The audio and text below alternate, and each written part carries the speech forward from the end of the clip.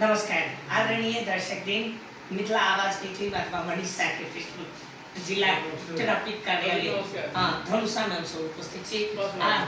खास कर जिला ट्राफिक कार्यालय के जो ट्राफिक प्रमुख है उनका विधा बारी से छुटकड़ी में उनका सर किस बात बुझे के प्रयास करो। 14 महीना के कार्यकाल उनले सर यहाँ धेरै धेरै स्वागत छ। धन्यवाद, नमस्कार। के छ हाल खबर? ठीक छ, सबै ठीक छ। ठीक छ। अब जान लाग्नु भयो है, यो 14 महिनाको यात्रा कस्तो रह्यो जनकपुरको धनुषा?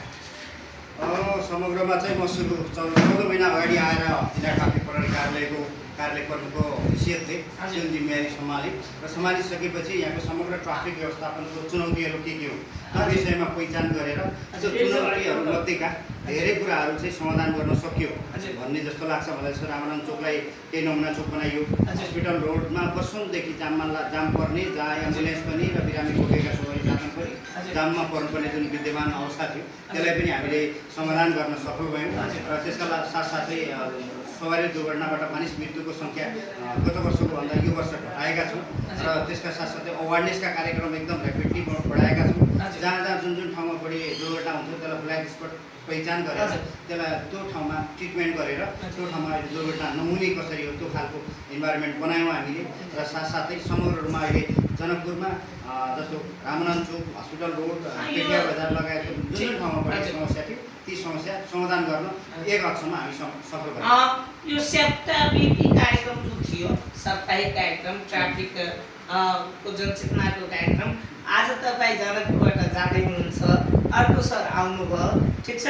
के जनकपुरवासीलाई के सन्देश छोडेर गइराख्नु भएको छ? जनकपुरवासी एकदमै मनको सफा, एकदमै सफा, ठुलो हृदय भएका उहाँहरूले राम्रो मान्छेहरूलाई, राम्रो काम गर्ने व्यक्तिहरूलाई धेरै सपोर्ट गर्नुहुन्छ। र यो जनकपुरलाई राम्रो बनाउनको लागि, समृद्ध बनाउनको लागि, विकसित बनाउनको लागि आम जनकपुरवासी सचेत हुनुहुन्छ, जागरुक हुनुहुन्छ।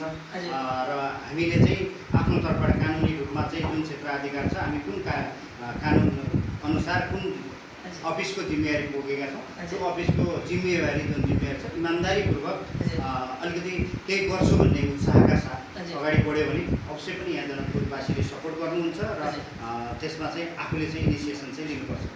सूर्यबहादुर सर अब जानुभयो, जनकपुरवासीको लागि के सन्देश छोड्नुहुन्छ छोटकरीमा? आम जनकपुरवासी दाजुभाइ दिदीबहिनीहरूले जसरी मेरो 14 महिनाको कार्यकालमा यहाँ मलाई चाहिँ समग्र यहाँको समस्याको बारेमा होस्, यहाँको चुनौतीको बारेमा होस् र यहाँ हामीले ट्राफिक प्रहरीले के कसरी अगाडि बढ्नुपर्छ भन्ने सन्दर्भमा आम जनसमुदायले जसरी हामीलाई साथ दिनुभयो, सल्लाह दिनुभयो, सुझाव दिनुभयो र त्यही अनुसार हामीले रणनीति बनाएर अगाडि बढ्यौँ। यसको लागि यो अहिले जति परिवर्तन भएको छ, जति सुधारका प्रयासहरू भएका छन् त्यो श्रेय हामीले केही गरे पनि, सुरुवात गरे पनि, तर श्रेय सम्पूर्ण जनकपुरवासी आम यहाँको मिडियाले हजुरलाई कति सपोर्ट गर्यो? यहाँको स्थानीय मिडियाहरूले होइन, मिडियाका क्षेत्रका जति पनि साथीहरू हुनुहुन्छ, जति पनि सरम्यामहरू हुनुहुन्छ, उहाँहरूलाई पनि विशेष धन्यवाद व्यक्त गर्न चाहन्छु। उहाँहरूले यहाँ भएका कुराहरूलाई पनि जागरुक गर्नुभयो। हामीलाई चाहिँ फोन गरेर यस्तो यस्तो समस्या छ, यसलाई समाधान गर्नुपर्छ भन्ने खालको जसरी खबरदारी गर्नुभयो जुन चौथो राज्यको, उहाँ त्यसका कारणले पनि हामीले अझै घनीभूत रूपमा केही राम्रो कामहरू गर्ने प्रयास गर्न सफल भयौँ। त्यसको लागि पनि जनकपुरवासी दाजुभाइ दिदीबहिनीहरू लगायत मिडिया जगत र सम्पूर्ण स्टेक होल्डर सबैप्रति चाहिँ हार्दिक धन्यवाद एवं नमन व्यक्त गर्न चाहन्छु। आगामी दिनमा पनि नयाँ कार्यालय गर्नुभएको भएको छ, उहाँलाई पनि उत्तिकै साथ सपोर्ट र सहकारी सल्लाह सुझाव पनि दिएर अझ थप प्रभावकारी बनाउनको लागि र प्रविधि मैत्री ट्राफिक व्यवस्थापनको लागि जनकपुरवासी दाजुभाइ दिदीबहिनी लगायत आम स्टेक होल्डरले अझै सपोर्ट गर्नुहुनेछ र आफ्नो जिम्मेवारी बोध गरेर सहकारी गरेर अगाडि बढ्नुहुनेछ भन्ने शुभेच्छा शुभकामना समेत।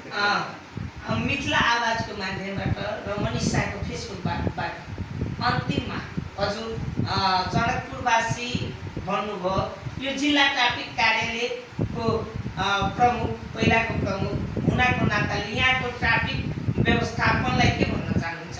ट्राफिक प्रमुख लगायत सानो जुन तपाईँहरूको स्टाफको टिम छ उहाँहरूले के भन्न चाहनुहुन्छ? एकदमै एकदमै अब यसमा के हुन्छ भने कुनै पनि काम सुधारका प्रयासहरू भएका छन् भने म एउटा व्यक्तिले गर्ने भएन, समग्र टिमले गर्ने हो।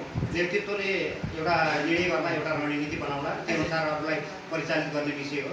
र यसमा चाहिँ सम्पूर्ण मेरो मातहत सहित जिल्ला ट्राफिक प्रहरी मातहत, जिल्ला प्रहरी कार्यालय, प्रदेश प्रहरी कार्यालय लगायत तालुका कार्यालयहरू सम्पूर्ण अन्य नगरपालिका लगायत सबैप्रति चाहिँ विशेष धन्यवाद एवं आभार व्यक्त गर्न चाहन्छु साथको सहयोगको लागि। हजुरलाई पनि धेरै धेरै धन्यवाद छ। धन्यवाद, नमस्कार। आदरणीय दर्शकदिन मिथिला आवाजकी टिम अथवा मनिषाके फेसबुक आई सर जाइब रहल छथिन, हुनकर विदाबारी भऽ गेल छै, मुदा अन्तिममे एकेटा चीज कहब, सूर्यबहादुर सर जे काज केलखिन ओ बहुत नीक केलखिन। जनकपुरमे एकटा सीनियर छोड़लखिन, संदेश छोड़लखिन, तहूके लेल मिथिला आवाजके टीम और मनीषाके फेसबुक उनका बहुत बहुत धन्यवाद दैया। पुनः अगला दिन में जो नया ट्रैफिक प्रमुख आए उनको सब बातचीत अहिना होते रहते। पुनः अपने शुभ सर।